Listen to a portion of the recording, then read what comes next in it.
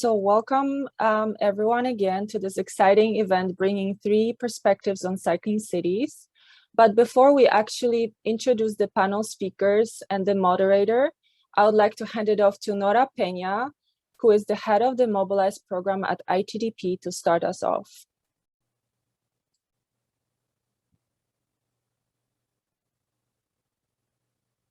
Hello, Nora.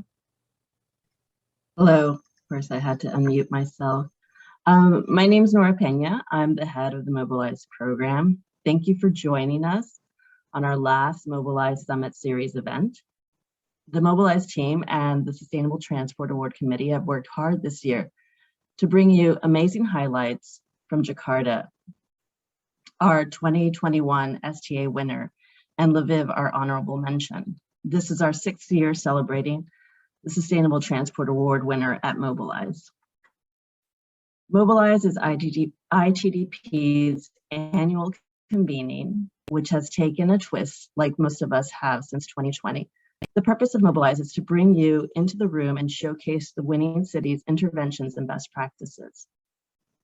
We kicked off the event with a keynote from the governor of Jakarta, followed by a technical session on lessons learned from Jakarta's public transport integration. Please visit our YouTube page to watch our previous sessions. I encourage you to stay tuned until the end of the session for our official announcement of the 2022 STA winner. I would like to introduce and congratulate Aswathy, today's moderator, on becoming the Southeast Asia Director for ITDP this year. She, along with her team, work with the national, state, and city governments to provide technical assistance on sustainable and equitable urban mobility. Her most exciting work includes transforming congested roads into vibrant streets and space for all users, helping cities implement bold parking reforms and building support for high-quality, sustainable mass transit. Welcome, Aswathy. Thank you so much, Nora and Ivona. It gives me immense joy to welcome all of you from across the world to the Mobilize Virtual Summit Series 2021. This event on cycling cities, as Nora mentioned, is the culmination of this series. Cycling. In the past, cycling always reminded us of the Dutch cities of Amsterdam and Utrecht, or Copenhagen in Denmark. In many other regions across the world, such as in India, where I'm speaking from, the cycling mode shares have been falling over the last 2 decades. However, the pandemic has given us the opportunity to dramatically change the future of cycling. During COVID-19, cycling emerged as a safe and affordable mode of transport, especially during the social distancing times. During this period, cities from across the world, from Bogotá to Paris to Auckland, accelerated cycling as a safe, sustainable, equitable, and healthy mode of transportation. We read about European cities creating more than 600 miles or 1,000 kilometers of cycling lanes, traffic calming measures, and car-free streets by investing 1 billion euros on COVID-related cycling measures in 2020. In India, the Ministry of Housing and Urban Affairs launched the national program, India Cycles for Change, bringing together more than 100 cities and their citizens to create streets for cycling. We are very grateful to be the technical partners of the government on this particular program. Today, I'm excited to bring to you stories of transformation from cities of Jakarta, Bogotá, and the country of Ethiopia. These regions show us how they turned a crisis into an opportunity, how the cities are currently accelerating cycling, and how cycling is in turn changing their streets, their cities, and the lives of their citizens. I welcome to the panel today, Mr. Siafrin Luputo, the head of Jakarta Transport Agency, Mr. Nicholas Estupinian Alvarado, Secretary of Mobility of Bogotá, and Ms. Dagmavit Moges Bekele, Ethiopia's Minister of Transport and Logistics. Thank you all so much for joining us today. We will begin with Her Excellency Ms. Dagmawit Moges Bekele, the Minister of Transport and Logistics, Federal Democratic Republic of Ethiopia, to speak about Ethiopia's efforts to grow and improve cycling through its non-motorized transport strategy. Because of urgent matters she has to attend to in the country, she will not be able to stay for the full duration of the event. So over to you, Ms. Dagmawit. Thank you very much. Good morning to some of you, good afternoon for some of you, and good evening for some of you, ladies and gentlemen, and distinguished guests. And it's a pleasure to be here at the Mobilize Jakarta Virtual Summit. It is even a greater pleasure for me to attend the annual Mobilize event for the second time in a row to celebrate the achievement of cities that are leading the way on sustainable transport. I would like to extend my warmest congratulations to the city of Jakarta for winning this year's Sustainable Transport Award. Cities like Jakarta are such great inspiration for cities in my country. We have a long way to go, but I believe we are on the right track and in the right direction to attain our target. We have been doing a lot and we'll keep on doing things in the right direction as we started it. We have a long way to go. We are also at the critical inflection point where we need to decide what type of cities we want and our decisions on how we're going to determine the future that we have in our hands. We are fortunate enough that we are locked ourselves. We did not lock ourselves in a car-oriented cities. However, we do not have a luxury of time, and our citizens are paying a cost for not having a city which is open for walking and cycling. The time to act is now, as we believe, and Ethiopia aims to be a leader for the continent in building sustainable cities that are inclusive and accessible for all. For instance, walking is a predominant mode of transport in urban cities that we have in our country, and especially in low-income residents. Even in Addis Ababa, where we have the capital city, the largest city in our country, we have more than 55% of the registered trucks in the city, but yet nearly 54% of the residents are pedestrians. Only few portion of the population are using their own personal vehicles. That gives a clear understanding that where we need to invest and what we need to do with respect to making our cities livable and walkable. Despite a high level of resilience on non-motorized transport in our country and rural centers, many streets are not designed for people to walk. Rather, our roads are constructed for vehicles. And instead, the roads that we build, the investment that we make, they are not centering our people and the needs of our people and the choice of mode of transport of our people. And we decided to work on the non-motorized transport strategy, of course, with the support of ITDP, which we are very much grateful. And now we have a clear non-motorized transport strategy, and we are having a steering committee and a technical committee at national and regional levels. And we are working day and night to be able to make sure that we're going to address the needs of our people. Climate change is the biggest threat that we are facing and it's a defining issue of our time. We believe that it is necessary to shift towards sustainable mode of transport at this critical time. And one of our key achievements has been developing inclusive transport policies and strategies and plans, and create a conducive environment for equitable growth and inclusive urbanization. In particular, our 10-year perspective plan and our transport policy that we ratified during the last 2 and 3 years strongly suggests that we need to focus on convenient mode of transport for our people, which is walking and cycling. And when we change our plans into action, what we are expected to do is just to create an environment which is conducive for our people. In addition, my ministry, together with our partners, ITDP, UN Environment, UN Habitat, have developed these strategies. It's not only developing, but they are taking part in the execution process that we are going through. One of the means to achieve is to require cities to integrate these policies of ours and strategies into their plans, into their respective consideration whenever they make decisions. And apart from the implementation of NMT strategy, our ministry has established those string and technique committees that I mentioned. And we have also monthly walking and cycling days. And the walking and cycling days that we are having, they're getting very much popular, even beyond our expectation. And these days, regional governments, city governments, they close main corridors once in a month to be able to make sure that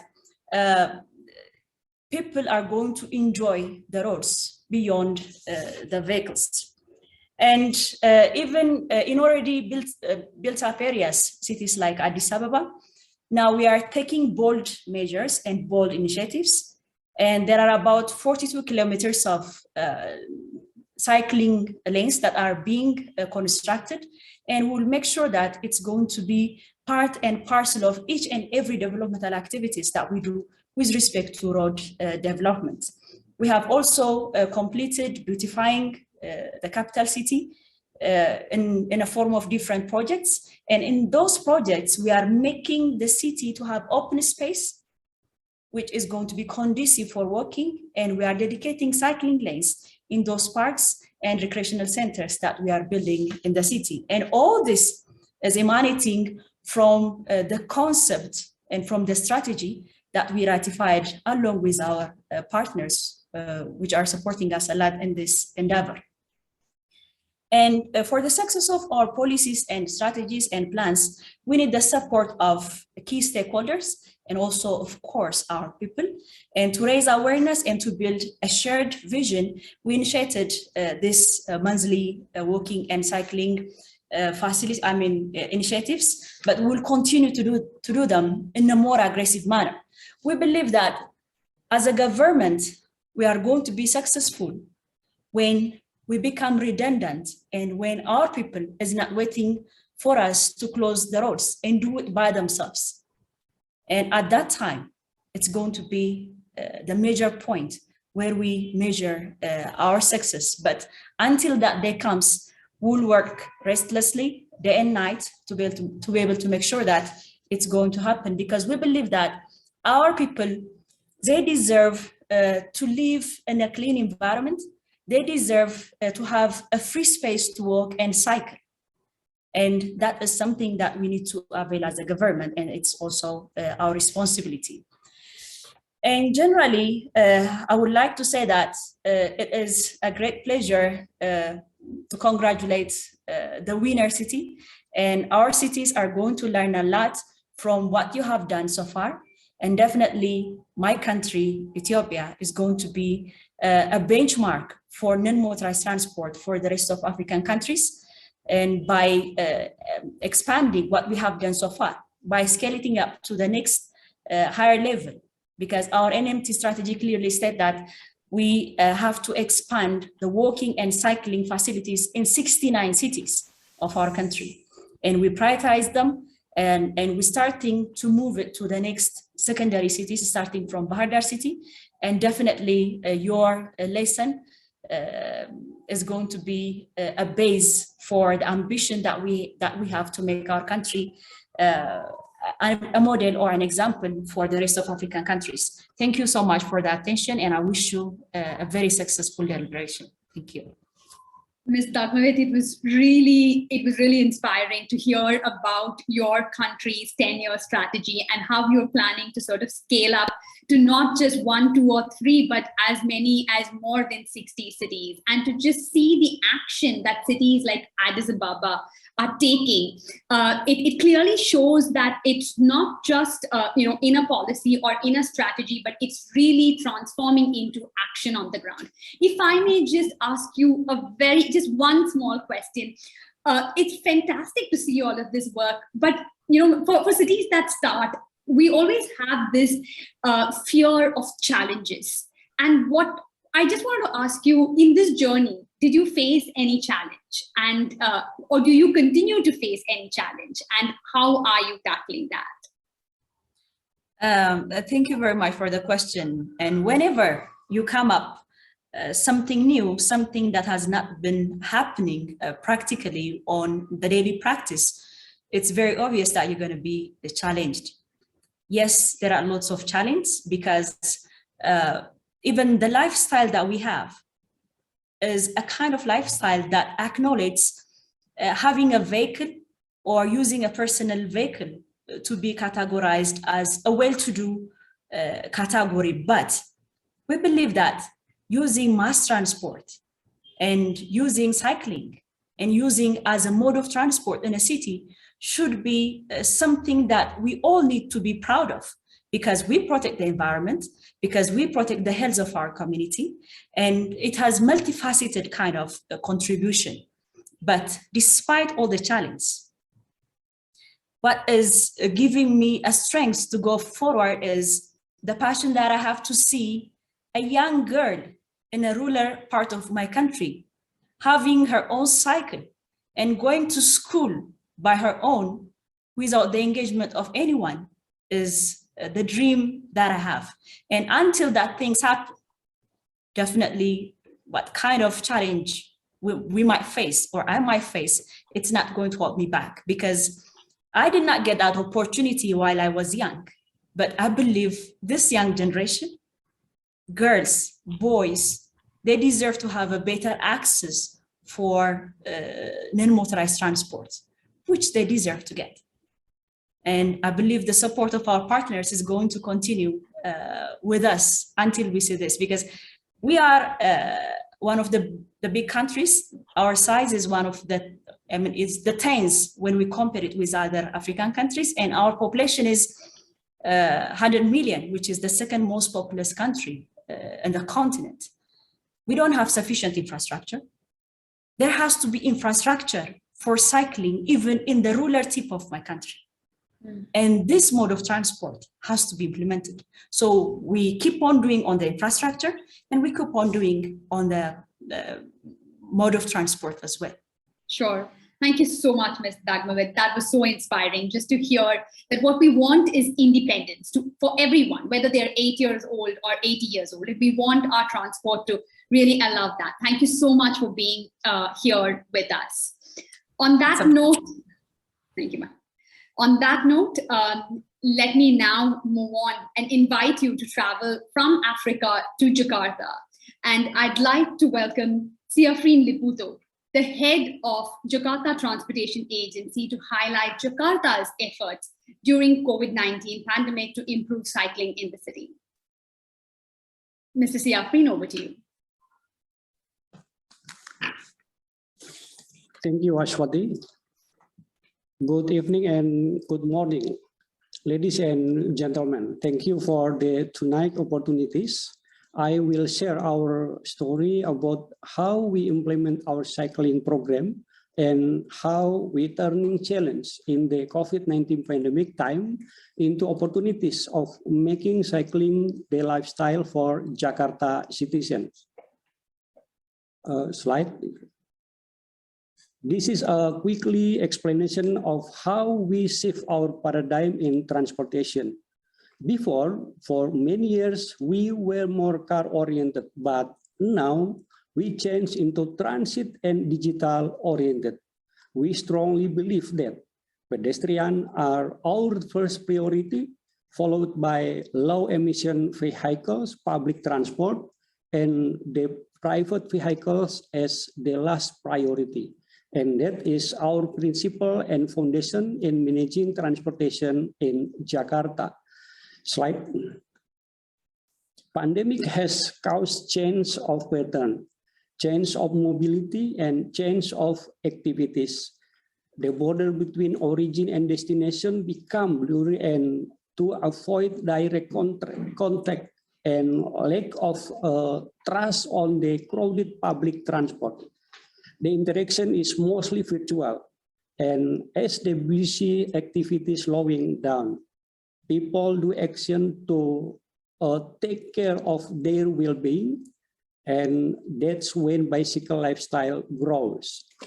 Since it's outdoor and almost no interaction, plus it is healthy, making people feel more safe traveling by bicycle. During September 2020, the increase was so rapidly high, and it became lifestyle for many Jakarta citizens, especially for short distance trip, sport and recreation. Slide.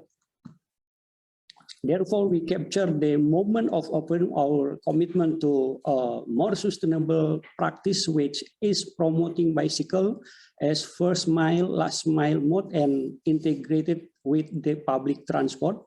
Next, allow me to share our experience and our progress. We start in November in 2019 with 63-kilometer bike lane with marking, which most of them are located along the BRT and MRT corridors. In June 2020, we tried to escalate the priority of the road for bicycle for marking in spirit and with vehicle lane, and we started it with pop-up bike lane using the traffic cones as movable separator in Jalan Sudirman. Based on the evaluation to the traffic condition, citizen response and change in mobility pattern, we brave ourselves to install the protect and permanent bike lane. It is located in Jalan Sudirman, which is one of the heaviest traffic in the city. And we cut the initial 4 vehicle lanes for bicycle lanes with 2.5 meter width. The strong will and sound collaboration with related stakeholders are the key role to make this happen. Slide. Next slide. Here you can see the picture of several bike sharing stations. On the left is at Jalan Sudirman, right in front of the access to MRT station. And the middle one is at Jalan Merdeka Barat next to bus stop, and the right one integrated with BRT shelter.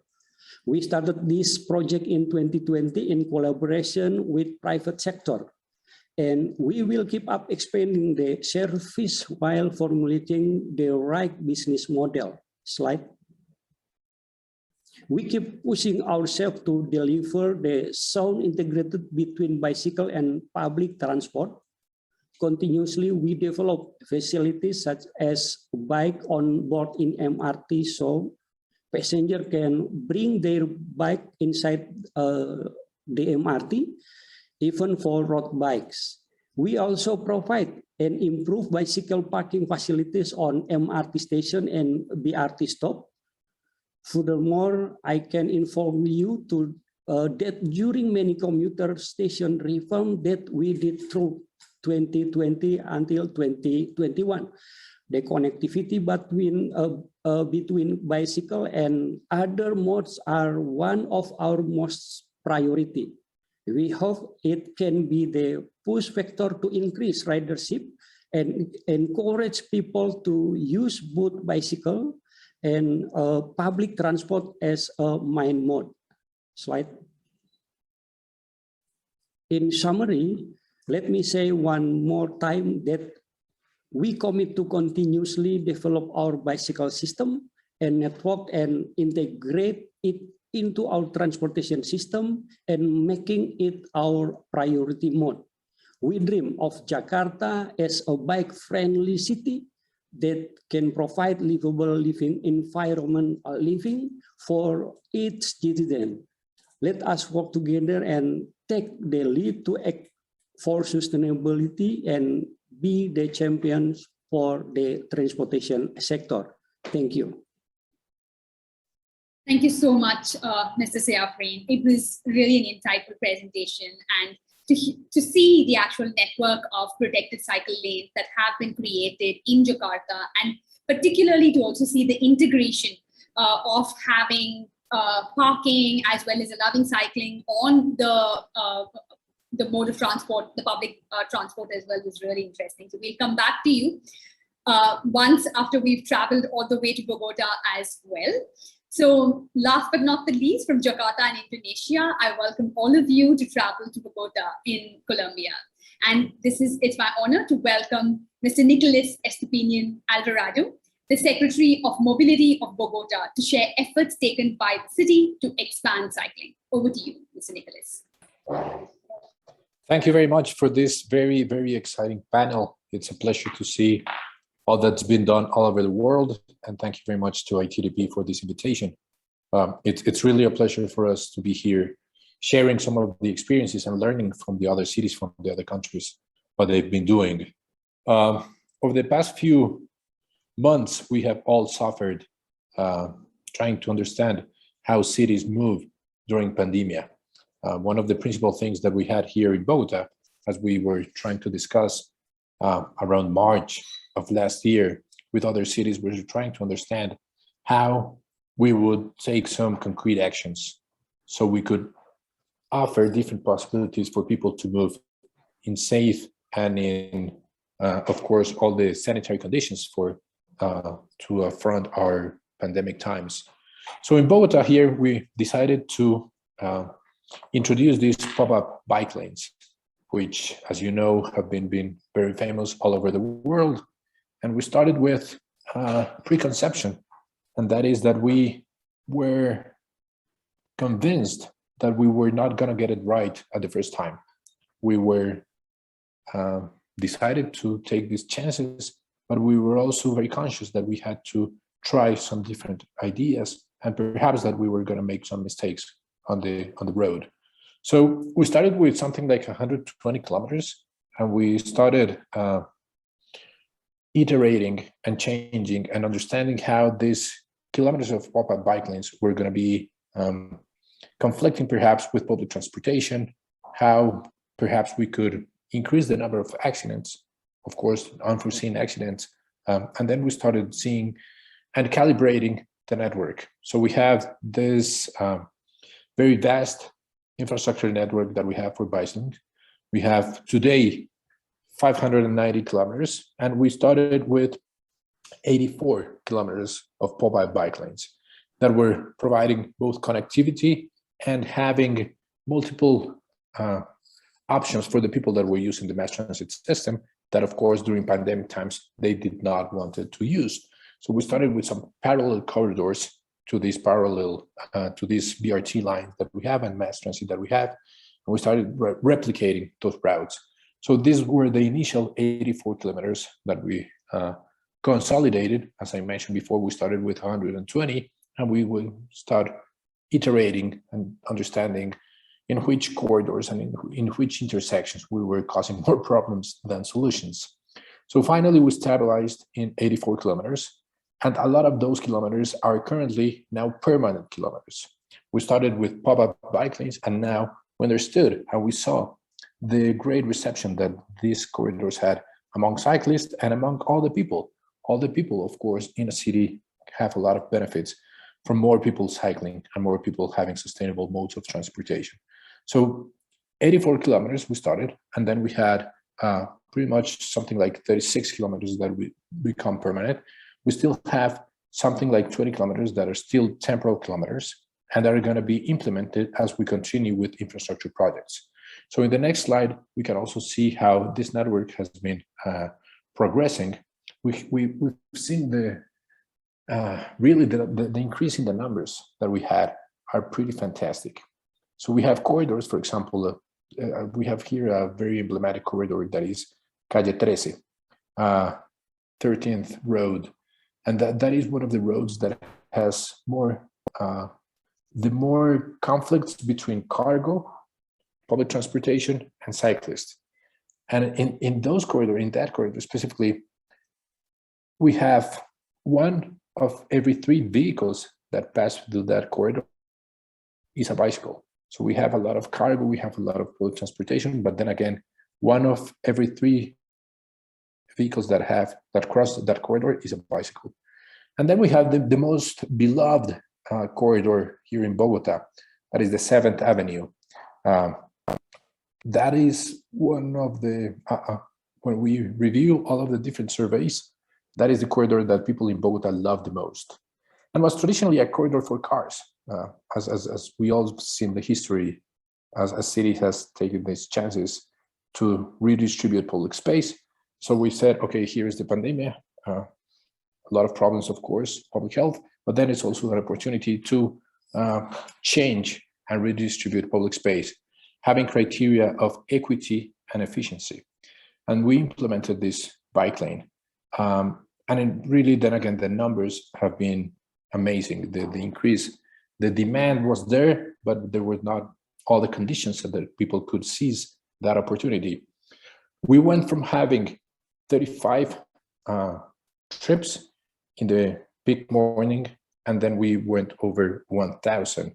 So the increase was pretty much amazing. So here we have, then again, this, we see through the experience that when we take chances, when we really go forward with this project, we see how people can react, how people can change, and people, and the demand for having more sustainable modes is there. People need to have that opportunity, and people will seize it.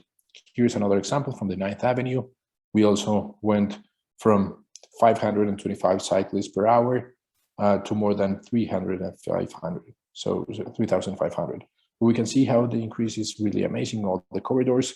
And then again, this continues to be a political statement. This is not only a technical statement, but this is, of course, a political statement. When we say people that use the bicycle are people that have the lowest incomes, people that travel the longer distances, people that live outside of the city or in the periphery. So these people and these vulnerable homes need to have more alternatives for transportation. And because, of course, this basically traduces directly into more opportunities, into more access to health, to jobs, and to the quality of those jobs. There's a very, very high correlation between the quality of the employment, if it's formal or informal employment, and the means of transportation they have to reach those opportunities. So that's why basically we have been so intensive in the implementation of this bicycle infrastructure. We are, of course, also dealing with security, with safety, as in other cities in the world. As we have more exposition, of course, we have been seeing more thefts. We have been a lot of robberies in bicycles. We have been working with this, with the police, with the Secretary of Safety and Security. And of course, we have been having different challenges as more people are on the street cycling. But then again, we are eager to understand how other cities and other countries have been dealing with these problems, and we are continuously looking for different alternatives so we can continue into our path into sustainable mobility. Thanks, Aswathy. Thank you so much, Mr. Nicholas.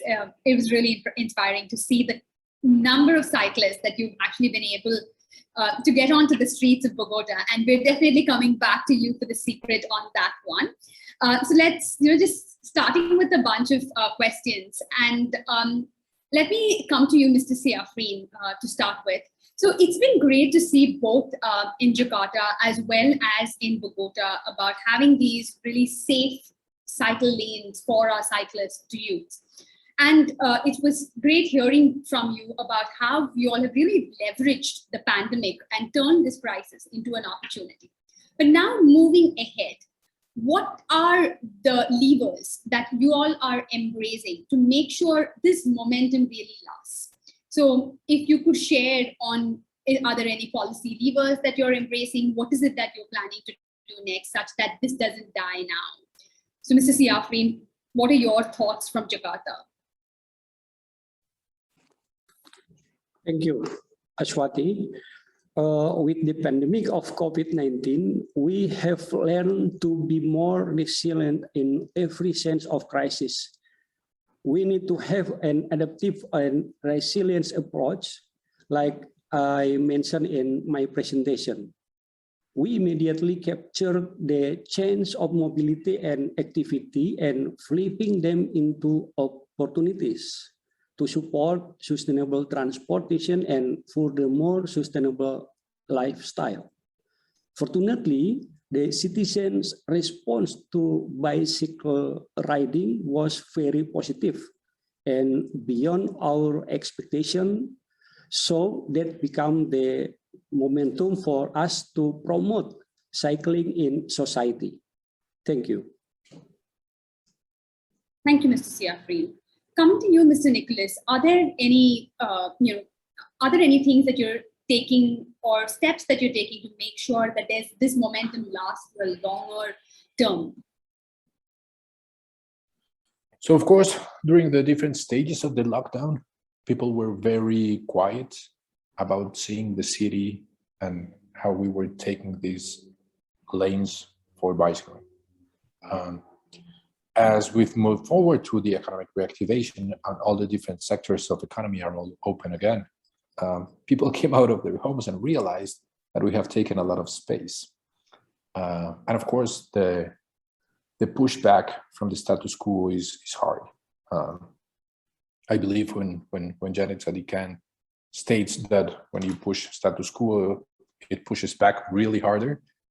We lived it, and it's then again it's a political fight, right? The people that had been moving traditionally in a corridor, then they go out and they see that they are experiencing a lot more congestion and traffic jams, and of course, I think all of the cities have experienced the same effects post lockdowns, and the people are coming out much more.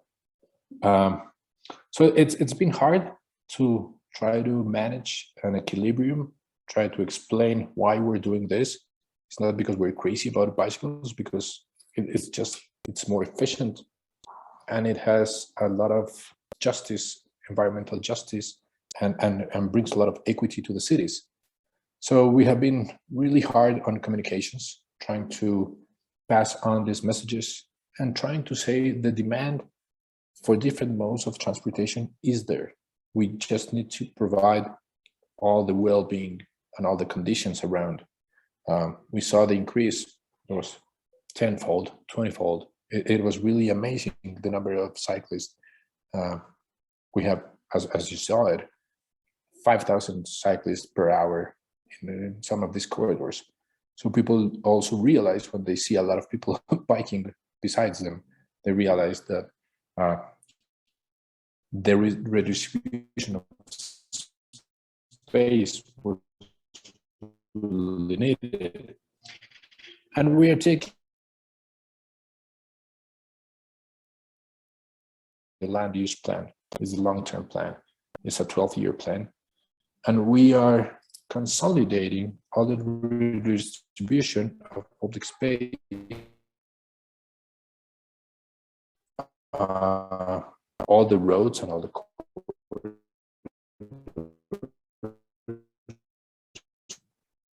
Nicholas, you're having connection issues right now. Maybe Aswathy to be analyzed and need to be evaluated traditional manners.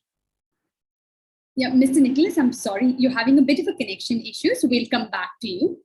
Mr. Siafreen, coming to you to sort of understand about the fact that we've created the safe infrastructure and we are seeing a lot of these cyclists cycling on these streets as well. I wanted to just ask you if you have taken any measures to really reach out to the vulnerable users, school children or any other women, any other vulnerable users, that you have taken some specific actions to sort of get them to cycling as well.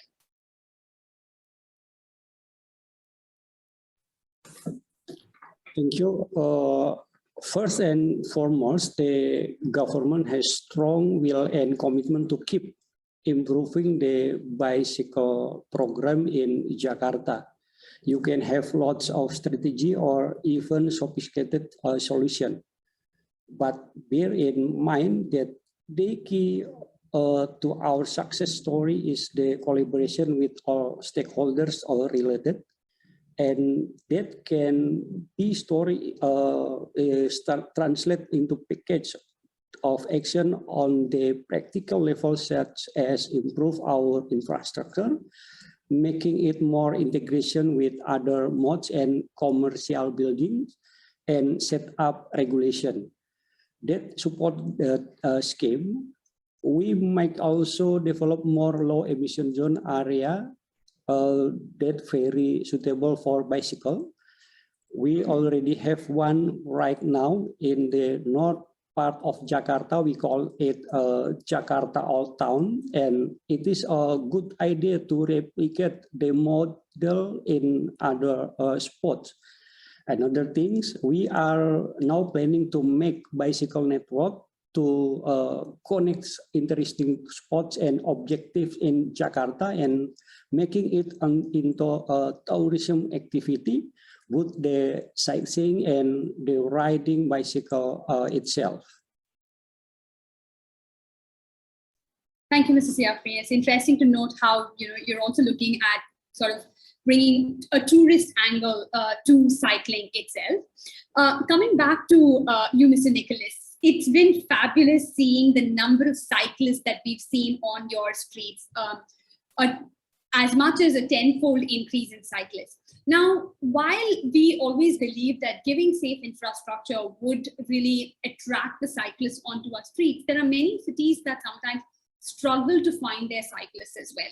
So are there any measures or strategies that you all have embraced that has really brought all of these cyclists onto our corridors that you could share with other cities that might be inspired by you?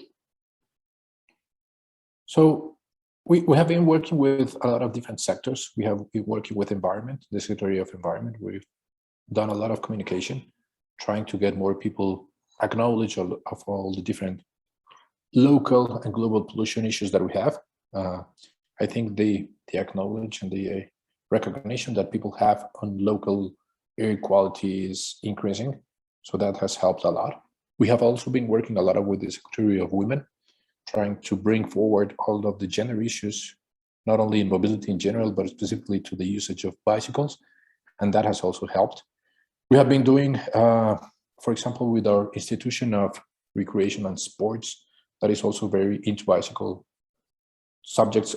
We have been doing something that is called caravans to work, or something like that in Spanish, where basically women accompany themselves from their different origins towards work, so that they can feel a little bit more safe.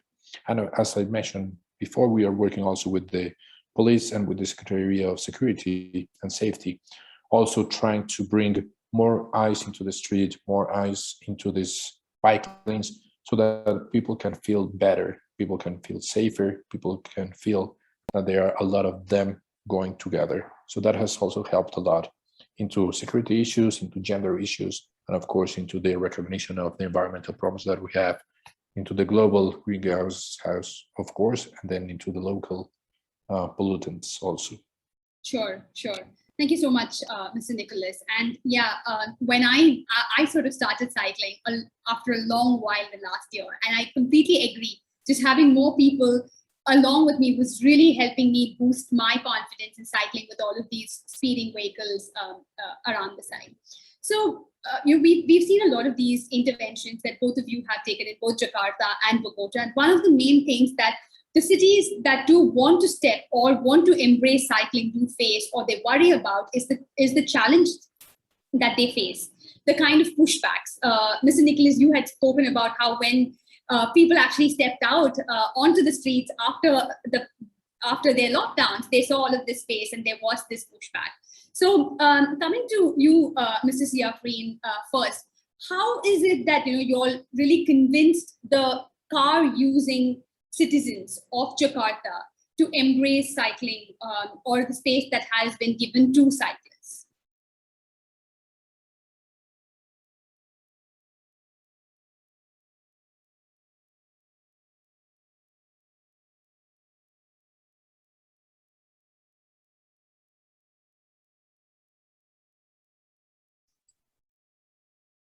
Can you So I was just, unmute yeah, yourself, Mr. Lipoto? maybe we could first start with Mr. Nicholas if Mr. Siafri is finding it, is having some technical issues. Mr. Nicholas, if we could start with you to just know more about how did you communicate, or what are the kind of challenges that you faced, and how did you really communicate to bring them on board? So the pushback is hard, and then again, this is a political fight. We are going against the more traditional sectors, the more traditional, typical way of moving and understanding equity, rights, benefits. So I think we had a three-way strategy. The first one, of course, is really hard on communications, showing the increase, showing the number of cyclists that are on these corridors. That always helps. As Americans say, they have this saying that goes something like, in God we trust, all of the rest bring numbers. So we brought a lot of numbers, increases in 10-fold, 20-fold, 50-fold, showing the people are there, the people need safe infrastructure, the people need more space. Then again, we also reinforced the equity and the benefits for planet, basically for the city. In Bogotá, we have 2,000 people that die every year because of lung diseases, because of basically bad air quality. So that also is something that needs to be acknowledged, recognized, and of course communicated. Third, we also had these kind of spaces that are really, really, they foster and bring a political friends into saying, this is not only Bogotá that went crazy during pandemia, this is how the world is changing. All their cities are following the same path because it's the path of sustainability.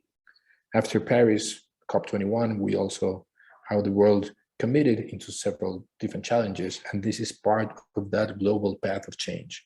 So having these kind of spaces, having this political support, but different voices, that also helps a lot. Sure, Mr. Nicholas, thank you so much. Mr. Siafri, are you able to unmute now?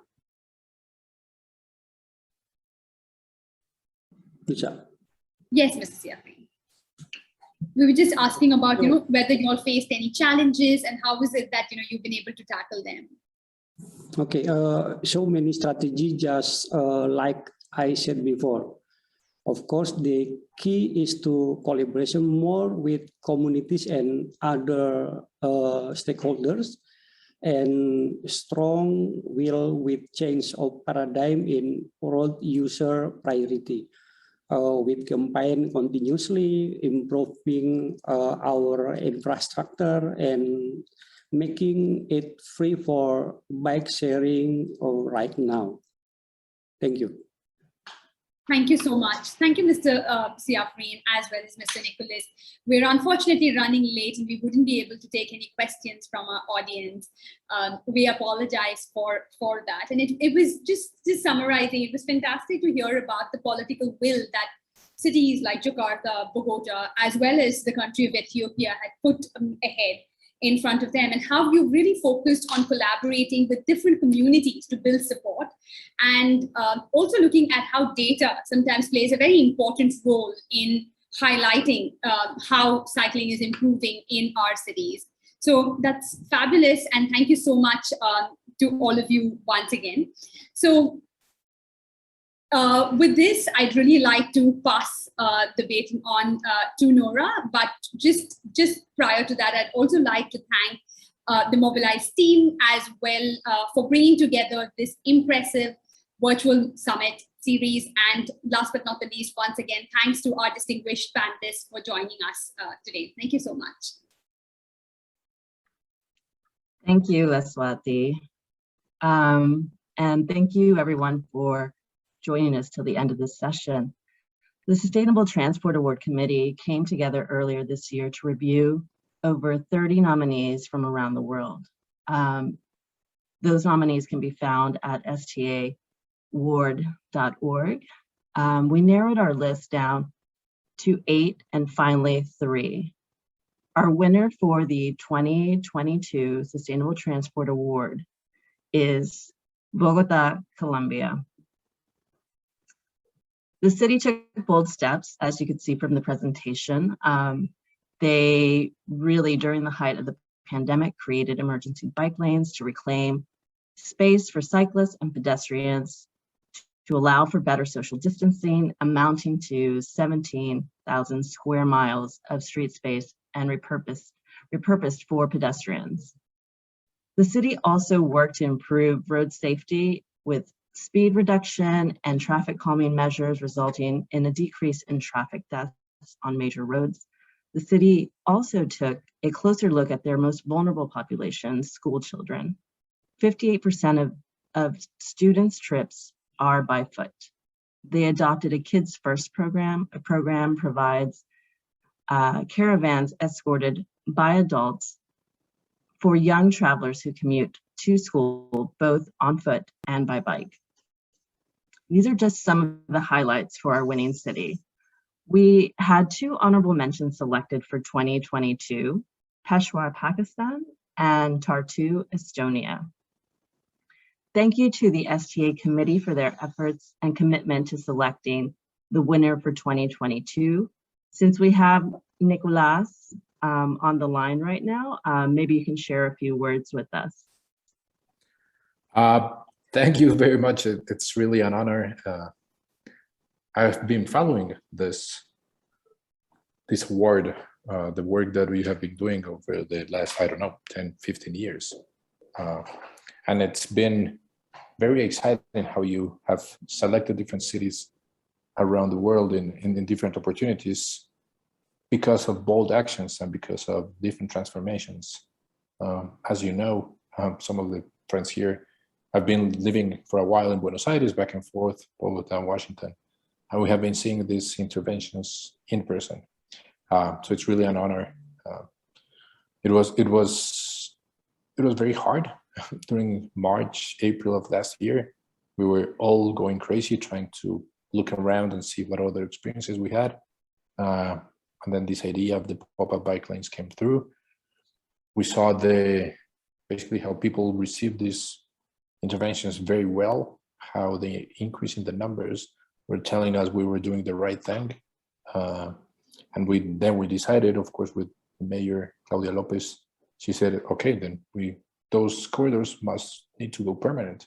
We need to continue this transformation, and those experiences and those lessons are being today included to our land use long-term plan, which is being discussed, as we know, in the City Council currently.